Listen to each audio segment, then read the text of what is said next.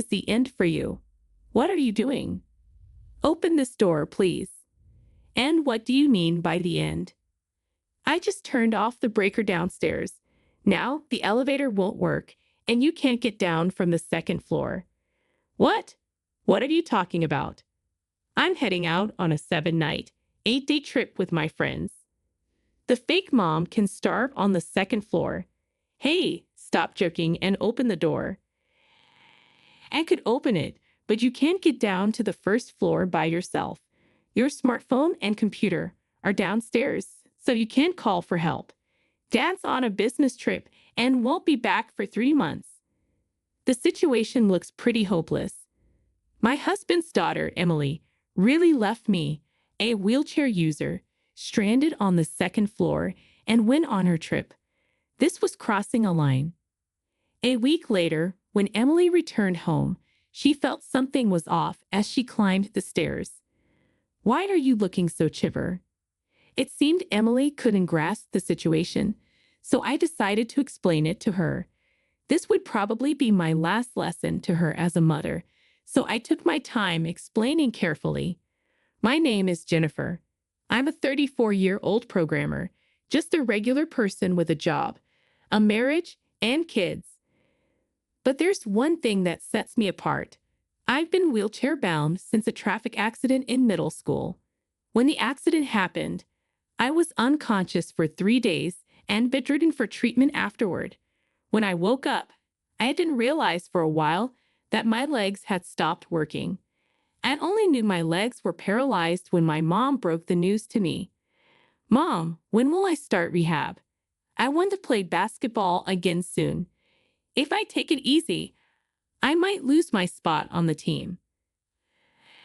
Think the doctor will have something to say, but the truth is, I cried all day after hearing the cruel reality from my mom. It must have been hard for her to tell me. She cried with me all day, but my tomboyish, mischievous, and lively nature helped me bounce back quickly. Well, what's done is done. What matters is what comes next. Life in a wheelchair was inconvenient, but not as bad as I had imagined. Over 20 years have passed since the accident, and I've adapted so well to wheelchair life that it surprises people. I still have some upper body strength, so I can manage the bathroom alone if I try. I chose a company understanding of my wheelchair needs and now mainly work from home. I go to the office about 2 or 3 times a month for meetings, commuting by car. I drive myself using a specially adapted vehicle that can be operated solely with my hands, and sometimes I go for drives on weekends. I enjoyed wheelchair basketball in my 20s. There have been challenges, but overall, I'm satisfied with my life, and even managed to get married, something I had given up on because of my disability. Does this setup work for you? Your parents' house seemed more elaborate. That was just my parents going overboard because they weren't sure what I needed. This is enough for me. We just need to install a lift for the stairs. I can't install a lift myself. Guess we'll have to wait for the professionals. I married Kevin, who is 7 years older, just last year. Our meeting wasn't dramatic, just a typical workplace romance. After getting married, Kevin and I rented a house and made it wheelchair accessible with permission. Wheelchair accessible meant simple things like installing portable ramps and handrails. The only major addition was a rail lift for getting to the second floor, and that's how our sweet newlywed life began. Or at least that's what we thought. I'm home, Jennifer. What's for dinner? Weren't you with your mom today? Didn't you eat anything there? She said she had some errand and left early. Oh dear, you should have told me. If you needed dinner, I always say that, am I? Sorry about that. My husband Kevin is a divorcee with a child, but his daughter Emily is already an 18-year-old college student. I've known her since before we got married, and we have a good relationship. She calls me Jennifer. Emily also gets along well with Kevin's ex-wife Mindy, meeting her sometimes and distinguishing her as mom. Despite potential issues like my disability or the dynamics with Emily, I felt joy that our family life started without any trouble. But unbeknownst to me, seeds of trouble were growing behind the scenes. A year into our marriage, Emily, who had been friendly, became increasingly distant, now barely conversing. "Welcome back. Do you want dinner?" "No, I don't." Upon returning home, Emily would go straight to her room on the second floor, hardly coming out. It's hard for me to go upstairs without the lift, so my life is centered around the first floor. I only go upstairs about once a month to retrieve clothes or items from the storage room. For Emily, avoiding me, the second floor is a convenient refuge. I have no idea why my daughter has become distant towards me. I've even discussed this with my husband. Did I do something to make Emily dislike me? You can't think of anything, right? No, nothing at all. We were so close before, even when we first moved into this house. She talks to me just like she always has. Why this sudden change? It wasn't sudden. It started about a month after moving in here. Maybe living with me made her upset? Probably not. She's known about your disability since before we married. Kevin and I were at a loss, not understanding why Emily's attitude changed. Without knowing the cause, we couldn't solve it. So I tried talking to her, but it seemed that wasn't the best approach. "Oh, you're home early today." I'd only had 2 classes. Wait a moment. I stopped Emily as she was about to go upstairs. "What?" Emily turned to me with a face somewhere between anger and no expression. I couldn't tell her feelings, but her annoyance was clear. "We haven't talked much lately. Is something going on at college, or is it something to do with me? If you're troubled, you can tell me anything. Don't act like a mom. It's annoying." Emily mumbled and went upstairs.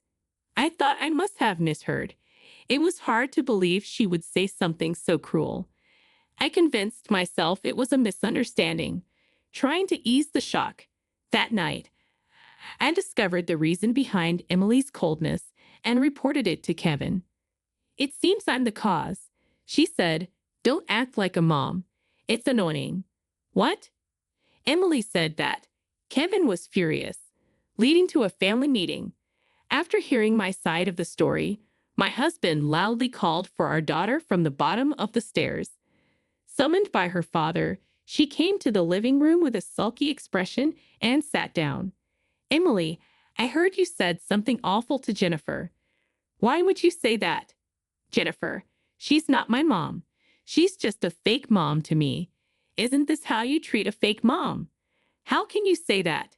Kevin looked ready to explode. "Please, don't yell," I interjected. If my husband lost his temper here, we wouldn't be able to hear our daughter's side and resolve the issue. Suppressing the shock of being called a fake mother, I urged my husband to stay calm. Kevin regained his composure and continued. "Why did you suddenly start saying that? You never used to." When I thought about it, it's weird. Dad divorced Mom and remarried within a year. You must have been cheating with Jennifer while still married, right? Otherwise, it doesn't make sense. I've known Jennifer for over 10 years. We worked together. That's why we got married quickly. And about cheating, Dad was always busy with work, leaving Mom lonely. Maybe the divorce was partly your fault too, Dad. Emily, Kevin's a busy software engineer. His work is for the family. I tried to explain. "Shut up. It's all your fault. You ruined our lives." My daughter screamed, slamming the table. She stood up quickly and stormed out of the living room. I didn't understand why she would think such a thing, but it seems she believes I stole her father from his ex-wife. I think I kind of understand the reason now. Let's leave it at that for today. Emily seems to be misunderstanding something, so Jennifer, just keep your distance from Emily for now. I'll clear up her misunderstanding. I decided to trust my husband's words and leave it to him. However, despite his attempts to clear up our daughter's misunderstanding, she was no longer willing to listen. "Why are you so cold to your mom? How long are you going to stick with that fake mom nonsense? Just get a divorce already. What do you dislike so much? It's her very existence. The fake mom. When my husband talked to our daughter, she would confront me when he wasn't looking. You told Dad to talk to me again, didn't you? Don't get too comfortable just because you have him on your side. That's not true. How can I believe anything from you who stole Dad from Mom? My daughter kicked the laundry I had folded. With my mobility issues, it was a struggle to pick up the clothes that were kicked out of my reach. Knowing this, she deliberately kicked the pile from the bottom to make the clothes fly further. Watching the scattered laundry, she seemed satisfied and went upstairs.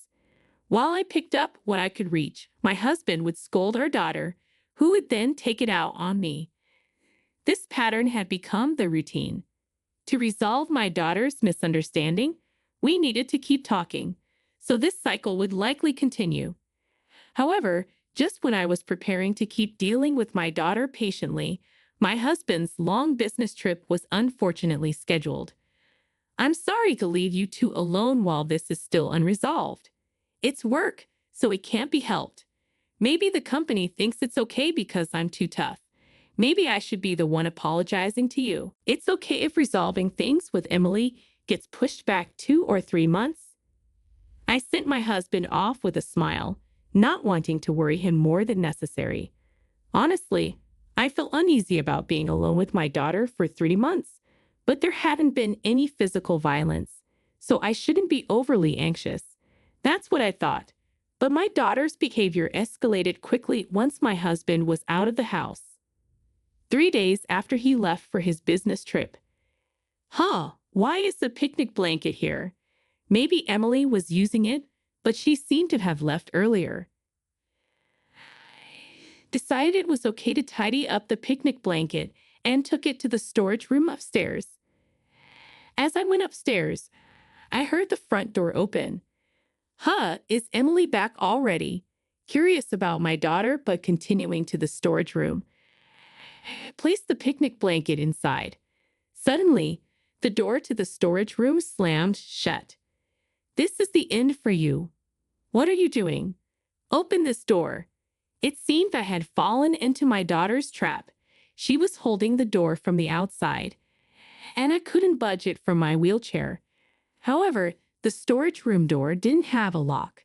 She couldn't keep holding it forever. So what did she mean by the end for me? Do you want me to open it?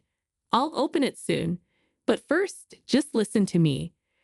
I don't want to see your face, and you move surprisingly quickly for someone in a wheelchair.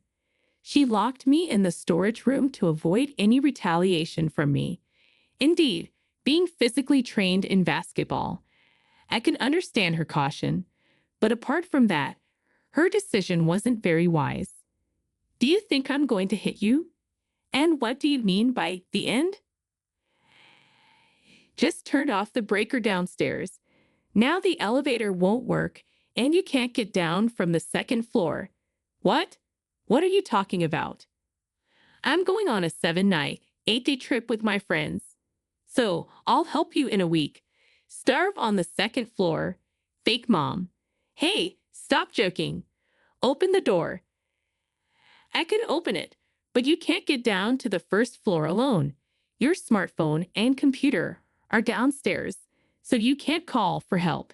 And Dad's on a business trip and won't be back for 3 months. The situation looks pretty hopeless. Why are you doing something so terrible? Because you stole Dad from Mom. Just get a divorce already. Then Mom can remarry Dad. She even broke up with her boyfriend thinking Dad would come back to her. If she knew about Mom's feelings, Kevin would never remarry Mindy. What do you know? Good luck surviving. The sound of hurried footsteps faded away. Emily must have run out of the house. When I opened the door of the storage room, no one was there. I stepped into the hallway and headed towards the stairs. Passing by Emily's room, I noticed a board about 8 inches high fixed at the bottom of her door. It was made so the door could be opened, but I couldn't enter the room in my wheelchair. Emily had found a clever way to trap me on the second floor while also maintaining her privacy. Reaching the stairs, I found a few pieces of bread and a bottle of water on the floor, likely a precaution to ensure I didn't starve to death. However, while I could drink tap water for hydration, the bread was clearly not enough for a week. Her intent to starve me seemed serious. This had crossed a line. I resolved to teach Emily and whoever orchestrated this situation a harsh lesson. A week later, Emily returned from her trip. I secretly observed her taking off her shoes at the entrance. Hiding at the back of the room, she stepped into the house and started looking around, sensing something different about the house today. The stair lift was on the first floor, and there were unusual shoes at the entrance. However, my daughter, seemingly oblivious, felt something was off but couldn't quite put her finger on it. As usual, she quickly went upstairs, unaware of the exact cause of her unease. I followed her, and halfway up the stairs, I heard her loud voice. "Why are you here?" "Shall I explain?" "What? How come you're looking so well?" Emily was surprised to see me peeking from the storage room and even more startled when I spoke from behind her. My daughter, in a state of constant surprise and confusion, widened her eyes and stared at me, desperately trying to make sense of the situation. "You're not starving at all." "Of course I'm not. You might have thought you trapped me on the second floor, but that wasn't really a trap." "But wasn't the stair lift supposed to be unusable?" "The lift is battery powered, so it works even when the breaker is off. It's a standard feature for power outage situations." Then, yes, right after you left for your trip, I went downstairs using the lift. Even if it hadn't worked, I could have asked for help from a window. As for the breaker, I usually use a stick to reset it, so no issues there. And thanks for the bread, by the way. It made a nice snack. Emily had grown cold towards me about a month after moving in. Because she reduced her interactions with me early on, she never fully understood the extent of my mobility limitations. Even after living together for a year, she didn't fully grasp how the stair lift worked. Right after she left for her trip, I went downstairs as usual and immediately called Kevin to report what had happened. When Emily learned that I wasn't starving, she quickly looked towards the storage room and pointed to a person sitting there in shock, shouting, "Why is Mom here? And why is she sitting like that? What are you up to?" "I'll explain that." My husband had been standing right next to the storage room door all this time, but Emily was too shocked by the sight of her mother and me to notice him. So she yelled out in surprise again, "Dad, why are you here? Aren't you on a business trip?" "Huh, it's not an overseas trip. It's Sunday, and I'm off work, so it's not strange for me to be home," he replied. Emily's naive question seemed to perplex my husband.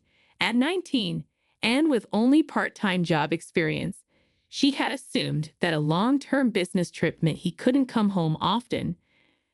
However, his business trip was just a 3-hour drive away, and he planned to return home every 2 weeks. Today, a bit earlier than scheduled, he came back due to the situation with Emily.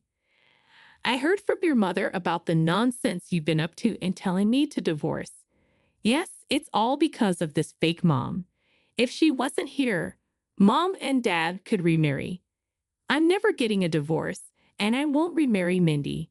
"Why not?" "The reason for the divorce might be Mom's affair. But wasn't it also because you were always working? Besides, Mom can't forget you. She's repented and left her affair partner, waiting for you." Hearing Emily's words, my husband and I sighed. Mindy, unable to bear the tension, bowed her head, staring at the floor. "Mindy, explain it yourself. That's why I brought you here." "Yes, the affair was not because of your work. It was just me enjoying playing around with men," Mindy confessed. "Lies, right? You said the affair was because of Dad's work and that you left the other man because you couldn't forget Dad. It's not like that. I was dumped again because of my infidelity. I've always had a low income from part-time jobs. Over 40 now. I can't find a new job or catch a new man. Struggling for money. I thought of getting help from Kevin again, but then I heard he remarried. So you said Emily lies about me having an affair with Jennifer even before the divorce, trying to disrupt our life and set the stage for a divorce. Yes, that's true. When Emily locked me upstairs, Mindy had mentioned wanting to remarry Kevin. So, after hearing from me, Kevin immediately contacted Mindy. Upon confronting her, it became clear she had been manipulating Emily. The quickest way to clear Emily's misconception that I stole Kevin from Mindy was to let her hear the truth from Mindy herself. Therefore, Kevin arranged for Mindy to be at the house when Emily returned from her trip. What? So I was deceived by Mom? It seemed as if Mindy was the mastermind and Emily a victim. But even if deceived, Emily had crossed a clear line, so Kevin prepared to take a firm stand. Mindy is at fault for deceiving Emily, but you're also wrong. You went too far. Don't come back to this house. What do you mean I was deceived? Emily's voice was indignant ***. Even if you were deceived, you tried to starve your mother by locking her upstairs. If the lift hadn't worked, you could have been arrested for unlawful confinement. But I didn't know about the lift. It's not fair. You can't just kick me out. I'm only 19. Kevin's expression was stern. In the eyes of the law, you're an adult at 18. Parental rights have already ended. You're not a child who can be indulged anymore. What do you mean? I'm still a student and can't do anything, and yet I'm considered an adult. That's the law. If you have a complaint, take it up with the government. We'll pay for your college tuition until you graduate, but you need to figure out your own living arrangements and expenses. Emily's eyes filled with desperation. That's impossible. Hey, I can go live with Mom, right? She'll take care of me, won't she? Mindy shook her head. I can't. I'm struggling financially and tried to use you to get help. I can't possibly take care of you. Emily's face turned red with frustration. Regardless of what the law says, I'm still a child. Parents should take responsibility. Make up for deceiving me. Rejected by Kevin, Emily had no choice but to turn to her mother, Mindy, who was living in tight circumstances. Knowing her lack of options, Emily had to rely on Mindy. I can at least stay in the house, right? Emily's voice wavered. If you move in, I'll end up having to take care of your living expenses. Mindy replied, I can see where this is going. I'm not like you. No, you're the same as me. You're my daughter after all. An ugly, self-deprecating argument unfolded before us. I wish they would stop fighting in someone else's home. Excuse me, can you take this discussion elsewhere? Emily and Mindy left the house without a word. It felt a bit pitiful, but Kevin was right. Emily was no longer a child. She might have endangered my life if things had gone differently. Making her realize the gravity of her actions is also a parent's duty. I watched her leave, hoping for her growth in the future. In the end, Emily moved in with Mindy. Mindy was living in a cramped, cheap apartment due to her financial situation. Emily moving in meant a cramped life with no privacy. Mindy told Emily to contribute to some of the living expenses like rent and utilities. Since Kevin wouldn't provide anything other than tuition, Emily had to pay these expenses from her part-time job earnings. But as a student, she couldn't always work. Most of her earnings went to living expenses, leaving her no money to hang out with friends. It must be tough for her at an age when socializing is everything. She might even lose friends due to being seen as unsociable. Well, she should accept this as a consequence of her actions. Mindy's life became a bit easier now that she received some financial help from Emily. But instead of getting a full-time job, she continued working part-time. Emily, frustrated by the lack of money, often argued with her. You should get a full-time job, not just part-time. You're planning not to pay living expenses once my income increases, aren't you? They often had these kinds of arguments about money. Kevin seems open to supporting Emily if she shows remorse. but that appears to be a ways off. With Emily gone, our life as a couple has begun. Though we've been married for over a year, it feels like we're newlyweds again. We're enjoying our time together, finding peace and joy in each other's company after the tumultuous year we've had.